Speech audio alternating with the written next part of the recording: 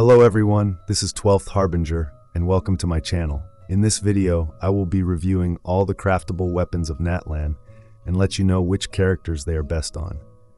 Without any further ado, let's jump right into it.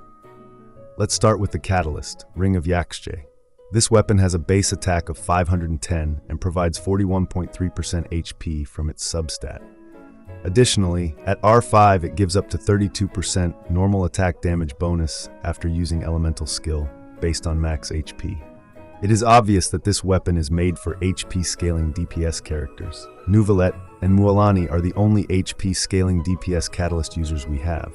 This weapon is specifically made for characters who specializes in normal attacks. So the best utilizer of this weapon is Mualani, who deals most of her damage from normal attacks after using elemental skill. Neuvillette uses charged attacks to deal damage, so the passive of this weapon is wasted on him.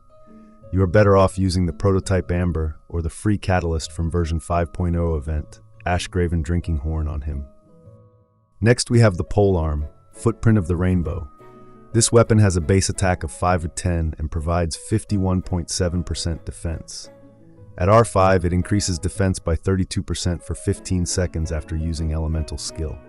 A weapon made for defensive scaling character. It is the best in slot for Kachina to maximize her damage as she is a defense scaling character. Yunjin is another character that can use this weapon to maximize her buff, but I prefer Favonius Lance on them for the energy particles, which makes your gameplay smoother.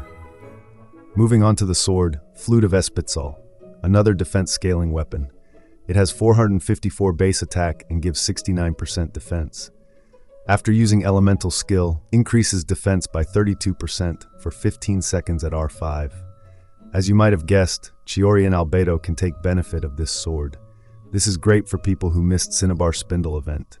It is worse than the Cinnabar Spindle and R5 Harbinger of Dawn. But Cinnabar Spindle is limited event weapon, and Harbinger of Dawn doesn't work in Farina teams or against Rift Hounds. Next we have the Claymore, Earthshaker. This weapon has a base attack of 565 and gives 27.6% attack.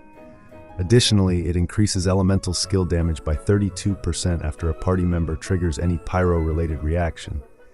This is the best F2P weapon for Kinich, as his team comps have a pyro character in it, and he deals most of his damage from elemental skill.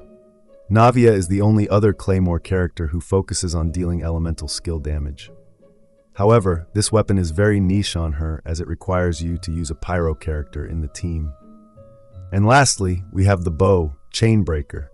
This weapon has a base attack of 565 and provides 27.6% attack.